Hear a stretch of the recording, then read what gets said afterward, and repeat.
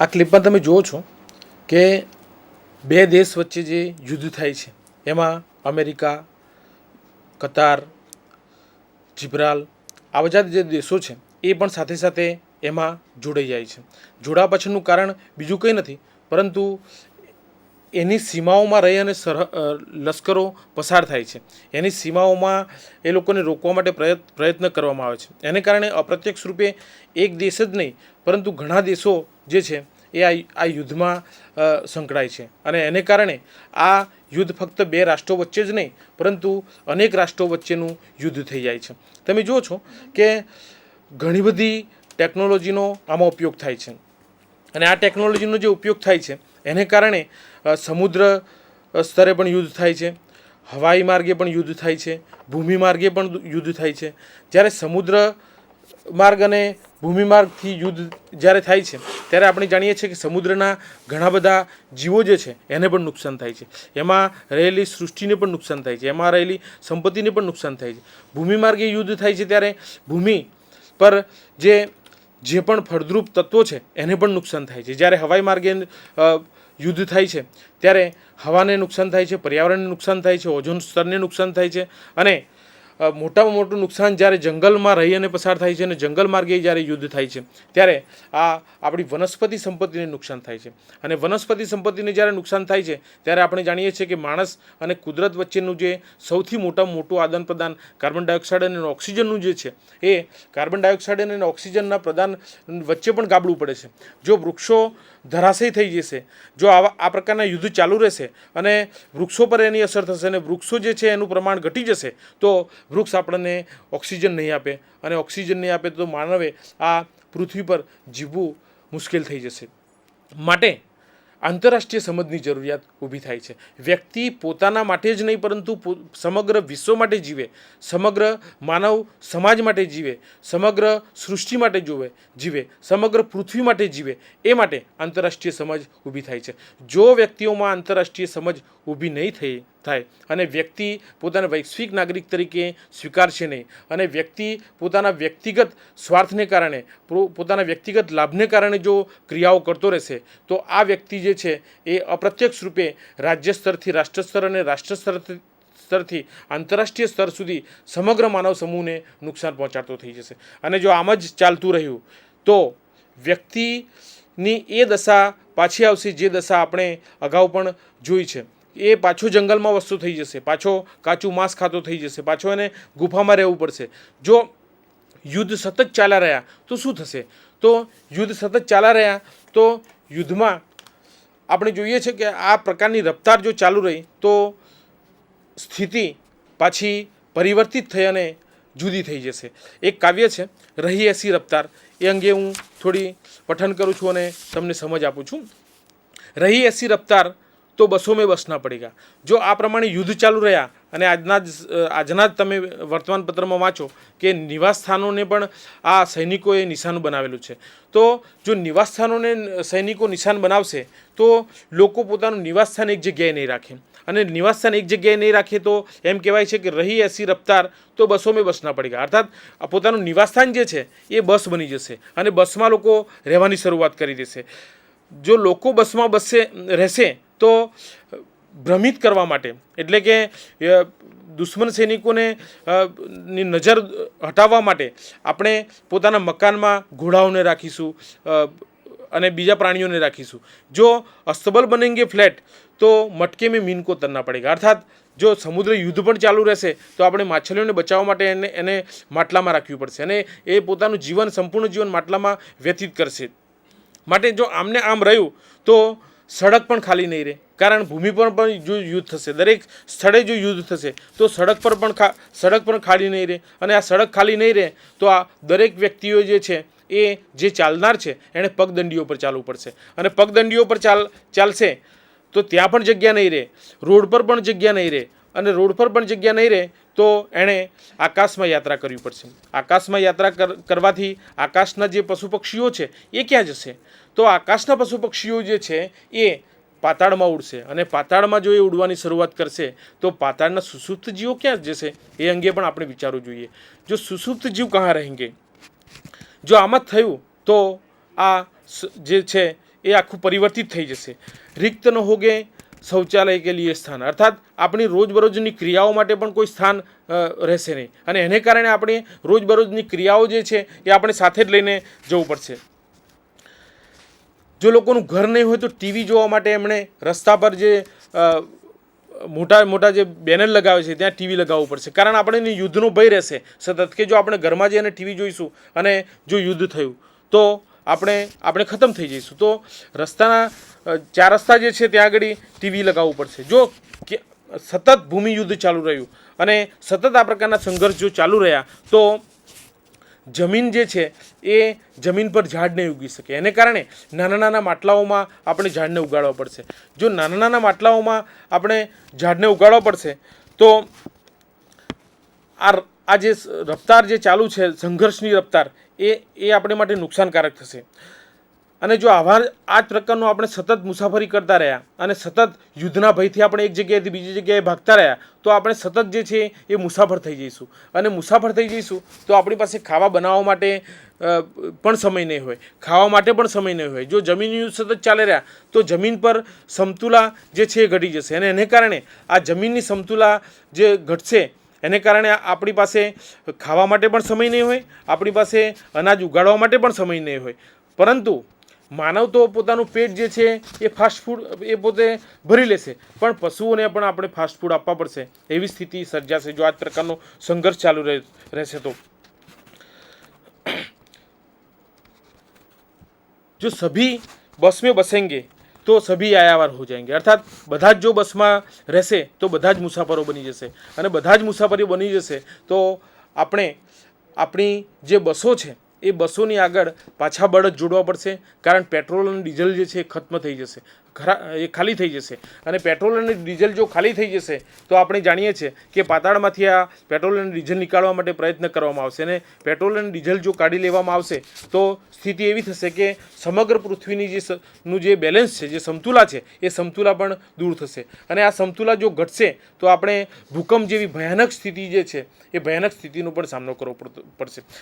અહીંયા આ કાવ્ય દ્વારા હું એ સ્પષ્ટ કરવા માગું છું કે યુદ્ધ કે સંઘર્ષ કે વ્યક્તિ પોતાના સ્વાર્થ ખાતર પ્રદેશવાદ વધારવા માટે, ધાર્મિક પ્રચાર માટે, એ પોતાની સંસ્કૃતિના પ્રચાર માટે, એ પોતાની જાતિના પ્રચાર માટે જે સંઘર્ષો કરે છે એ સંઘર્ષો અપ્રત્યક્ષ રૂપે જે માનવીને જે અસરો કરે છે એ સંદર્ભે હું અહીંયા મારી સ્પષ્ટતા કરવા માગું છું કે માનવ યુદ્ધ કરે છે તો યુદ્ધ એ ફક્ત પ્રદેશના વિસ્તાર માટે જ નહીં, પરંતુ તમે સમજો છો કે જ્યારે યુદ્ધ થાય છે અને સંઘર્ષ થાય છે ત્યારે પશુઓને નુકસાન થાય છે, પ્રકૃતિને નુકસાન થાય છે, પર્યાવરણને નુકસાન થાય છે, માનવ સમાજને નુકસાન થાય છે। માટે વ્યક્તિમાં એ સમજ પેદા થાય કે હું મારા પ્રદેશ પૂરતો જ નથી, હું મારા ઘર પૂરતો જ નથી, હું મારા રાજ્ય પૂરતો જ નથી, હું મારા રાષ્ટ્ર પૂરતો જ નથી, પરંતુ હું આંતરરાષ્ટ્રીય સ્તરનો વ્યક્તિ છું। એવી જ્યારે એનામાં સમાજ ઊભી થશે તો આ આંતરરાષ્ટ્રીય સમજ જે છે એની ભાવના એણે ખીલવેલી છે એમ કહી શકાય।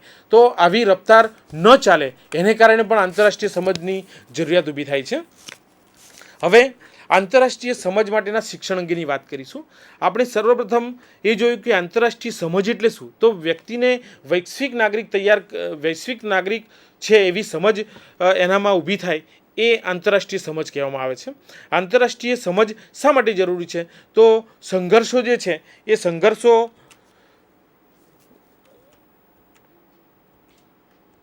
સંઘર્ષો દૂર કરવા માટે આંતરરાષ્ટ્રીય સમજની જરૂર છે। હવે આંતરરાષ્ટ્રીય સમજ માટેનું શિક્ષણ શું છે, તો વ્યક્તિ કોઈ પણ દેશનો નહીં, એ કેનેડા કે શ્રીલંકા, ભારત, પાકિસ્તાન આ દેશનો નહીં, પરંતુ એ સમગ્ર વિશ્વનો નાગરિક છે એવી એનામાં જ્યારે સમજ ઊભી થાય છે ત્યારે એ આંતરરાષ્ટ્રીય સમજ માટેનું શિક્ષણ છે એમ કહી શકાય। વ્યક્તિ એમ સમજે કે હમ સબ એક હૈ, આપણે સૌ પૃથ્વીના સંતાન છીએ, આપણે વૈશ્વિક નાગરિક છે, હું માનવી મટી બનું વિશ્વ માનવી, અને સમગ્ર પૃથ્વી જે છે એ વસુધૈવ કુટુંબકમની ભાવનાથી જ્યારે જીવવાની શરૂઆત કરે છે, અને આ પ્રકારની ભાવના જ્યારે એનામાં ઊભી કરવા માટે જે ક્રિયા અને જે અનુભવો એને પૂરા પાડવામાં આવે છે એ પ્રકારના અનુભવો અને એ પ્રકારની જે ક્રિયા છે એને આંતરરાષ્ટ્રીય સમજ માટેનું શિક્ષણ તરીકે ઓળખવામાં આવે છે. હવે આપણે આંતરરાષ્ટ્રીય સમજ માટેના શિક્ષણની કેટલીક સંકલ્પનાઓ જોઈએ. આપણે ડૉક્ટર એચ.સી. લેવ્સે આંતરરાષ્ટ્રીય સમજ માટેની સંકલ્પના આ પ્રમાણે આપેલી છે. આંતરરાષ્ટ્રીય સમજ એટલે વ્યક્તિ કયા રાષ્ટ્ર કે સંસ્કૃતિની છે તે તરફ ધ્યાન આપ્યા વિના એકબીજા પ્રત્યે બધી જ જગ્યાએ તેની સાથેનો વ્યવહાર આલોચનાત્મક અને નિષ્પક્ષ રીતે કરવાની જે સમજ છે એ આંતરરાષ્ટ્રીય સમજ માટેની શિક્ષણની સંકલ્પના છે. આપણે સામાન્યપણે એમ જોઈએ છે કે વ્યક્તિના જે નિશ્ચિત વાડાઓ છે અને એની સંકુચિત જે સીમાઓ છે એ સીમાઓથી ઉપરના જે વ્યક્તિઓ અંદર જો પ્રવેશવાનો પ્રયાસ કરે છે ત્યારે એને ગમતું હોતું નથી. તો વ્યક્તિની આ નિશ્ચિત અને મર્યાદિત જે સીમાઓ છે એ મર્યાદિત સીમાઓમાં રાષ્ટ્ર, સંસ્કૃતિ આ બધી જ બાબતોનો સમાવેશ થાય છે. અને આપણે આપણી સંસ્કૃતિથી કંઈક જુદા વ્યક્તિઓ સાથે જ્યારે મળીએ છીએ ત્યારે એમની સાથેનો વ્યવહાર પણ જુદો જુદો હોય છે. તો અહીંયા એચ.સી. વેલ્સે કહ્યું છે કે વ્યક્તિની સંસ્કૃતિ કે કયા રાષ્ટ્રનો છે એ નહીં, પરંતુ એની સાથે કોઈ પણ સ્થાને સમાન પ્રકારનો વ્યવહાર જ્યારે કરવામાં આવે છે ત્યારે એ વ્યક્તિ આંતરરાષ્ટ્રીય સ્તરની સમજ પેદા એનામાં ઊભી થયેલી છે એમ કહી શકાય. તો આ પ્રકારનું શિક્ષણ કે જેમાં વ્યક્તિ એ આંતરરાષ્ટ્રીય સ્તરનો બનવા માટે પ્રયત્ન કરે છે અને એ પ્રયત્ન કરવા માટે એને અનુભવ પૂરા પાડવામાં આવે છે તે પ્રકારના શિક્ષણને આંતરરાષ્ટ્રીય સમજ કહેવામાં આવે છે. ગોલ્ડસ્મિથે પણ એક આંતરરાષ્ટ્રીય સમજ માટેના શિક્ષણની સંકલ્પના આપેલી છે. આંતરરાષ્ટ્રીયતા એક સમજ છે જે સૂચવે છે કે વ્યક્તિ પોતાના રાજ્યનો જ નહીં પરંતુ વિશ્વનો નાગરિક છે. અહીંયા ગોલ્ડસ્મિથે કહ્યું છે કે એક સમજ છે. સમજનો અર્થ એવો નથી કે ભૌતિક વસ્તુ છે. સમજનો અર્થ એ સંવેદના સાથે જોડાયેલો છે અને આ સંવેદના એ વ્યક્તિ ત્યારે જ અનુભવી શકે અથવા તો વ્યક્તિ ત્યારે જ આ સમજ પ્રાપ્ત કરી શકે જ્યારે એ સીધો આનો સંબંધ એના હૃદય સાથે જોડાય છે. માટે ગોલ્ડસ્મિથ કહે છે કે આંતરરાષ્ટ્રીયતા એક સમજ છે જે સૂચવે છે કે વ્યક્તિ પોતાના રાજ્યનો જ નહીં પરંતુ વિશ્વનો નાગરિક છે. આપણે જોઈએ છે કે આજે આપણે આપણા પોતાના સ્વાર્થ ખાતર પોતાના કુટુંબના સ્વાર્થ ખાતર પડોશના સ્વાર્થ ખાતર આપણે સોસાયટીના સ્વાર્થ ખાતર આપણે ગામના સ્વાર્થ ખાતર શહેરના સ્વાર્થ ખાતર જિલ્લાના સ્વાર્થ ખાતર રાજ્યમાં અને રાજ્યના સ્વાર્થ ખાતર આપણે રાષ્ટ્ર અને આ રાષ્ટ્રના સ્વાર્થ ખાતર આપણે આંતરરાષ્ટ્રીય સ્તર સુધી આપણે પોતાની જે ક્રિયાઓ છે એ કરતા હોઈએ છીએ. તો વ્યક્તિ પોતાના અંગત સ્વાર્થ માટે નહીં, એક સમજ એવી ઊભી થાય એનામાં કે હું જે કામ કરું છું, હું જે ક્રિયાઓ કરું છું, હું કેટલીક ક્રિયાઓ કરું છું એ અપ્રત્યક્ષ રૂપે મારાથી ઉદ્ભવે છે પરંતુ એ આંતરરાષ્ટ્રીય સ્તર સુધી પહોંચે છે.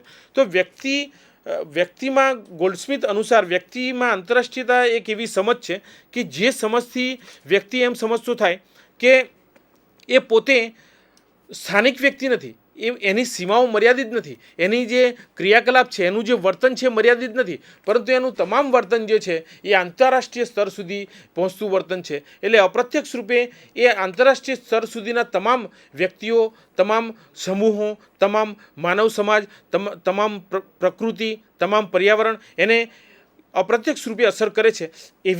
એ જ્યારે સમજ ધરાવે છે અને એ સમજને ધ્યાનમાં રાખી અને વ્યક્તિ એવા ક્રિયાકલાપ કરે, એવા વર્તન કરે કે જે વર્તનથી એ આંતરરાષ્ટ્રીય સમજ માટે તૈયાર થાય. તો ગોલ્ડસ્મિથ અનુસાર આંતરરાષ્ટ્રીયતા એક એવી સમજ છે કે જે વ્યક્તિને પોતાના રાજ્યનો જ નહીં પરંતુ એને વિશ્વનો નાગરિક તૈયાર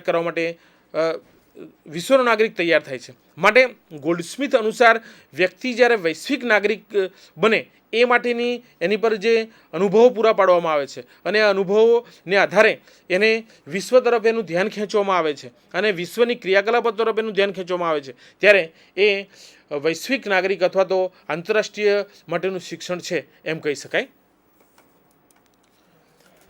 આંતરરાષ્ટ્રીય સમજ માટેના શિક્ષણના ઉદ્દેશો તો વિદ્યાર્થીઓને વિશ્વ નાગરિકતા માટે તૈયાર કરવા, તેમની આંધળી અને સંકુચિત રાષ્ટ્રીયતાને દૂર કરવા સંદર્ભે પ્રયત્ન કરવા. આપણે જોઈએ છે કે વિદ્યાર્થીઓને વિદ્યાલયોમાં એક નિશ્ચિત પાઠ્યક્રમ આપી દેવામાં આવે છે અને આ પાઠ્યક્રમ પર જ આખું વર્ષ પૂરું કરવામાં આવે છે. પરંતુ સામાન્ય ઉદ્દેશની અંદર એમ કહેવામાં આવે છે કે વિદ્યાર્થીઓને વિશ્વ નાગરિક માટે તૈયાર કરવા જોઈએ. વિદ્યાર્થીઓની આંધળી સંકુચિતતા અને આ સંકુચિતતામાં પોતાના રાષ્ટ્રગીતને જ માન આપવું, પોતાના રાષ્ટ્રધ્વજને જ માન આપવું, પોતાના રાષ્ટ્રીય પ્રતીકોને જ માન આપવું, પોતાની સંસ્કૃતિને જ માન આપવું, પોતાના ધર્મને જ માન આપવું એમ નહીં, પરંતુ વિશ્વનો તમામ નાગરિક જે છે એ મારા કુટુંબનો નાગરિક છે. વિશ્વની તમામ સંસ્કૃતિનો હું સહભાગી છું અથવા તો તમામ સંસ્કૃતિ મારી છે. વિશ્વના તમામ ધર્મો સાથે હું જોડાયેલો છું. વિશ્વના તમામ રાષ્ટ્રધ્વજ, વિશ્વના તમામ રાષ્ટ્રગીત સાથે હું જોડાયેલો છું. કારણ આપણે વિશ્વ નાગરિકતા તરફ જતાં પહેલાં એક વસ્તુનો ખ્યાલ રાખી લેવો જોઈએ કે ભલે આપણી ભૌગોલિક સીમાઓ અલગ હોય, આપણી પ્રદેશની સીમાઓ અલગ હોય, આપણી રાષ્ટ્રની સીમાઓ અલગ હોય, આપણી સંસ્કૃતિની સીમા અલગ હોય, આપણામાં અનેક વિભિન્નતાઓ છે, પરંતુ કુદરતે નિર્મિત આ માનવીની જે શરીર રચના છે એ વિશ્વના કોઈ પણ ખૂણામાં લઈ જાઓ તો એની શરીર રચનાની જે ક્રિયાઓ છે એક સમાન હોય છે. એનું એક ઉદાહરણ આપણે જોઈએ કે રાષ્ટ્રના તમામ નાગરિકોમાંથી થોડા નાગરિકોને જો તમે ભેગા કરો અને એને જો ઠંડીના પ્રદેશમાં મૂકવામાં આવે તો એને ઠંડી સામે રક્ષણ માટે એને કોઈ સાધનની જરૂર પડે છે. જો ગરમીના પ્રદેશમાં મૂકવામાં આવે તો એને ગરમી સામે રક્ષણ માટે એને સાધનની જરૂર પડે છે. માટે વૈશ્વિક સીમાઓ જુદી છે, સાંસ્કૃતિક પરંપરાઓ જુદી છે, ધર્મ અને ધર્મ પ્રતીકો જુદા છે, ધાર્મિક ક્રિયાઓ જુદી છે, પરંતુ આપણી શરીર રચના એક છે. કારણ કુદરતે નિર્મિત આ એક શ્રેષ્ઠ આકૃતિ કે શ્રેષ્ઠ જે કૃતિ છે એ માનવની કૃતિ.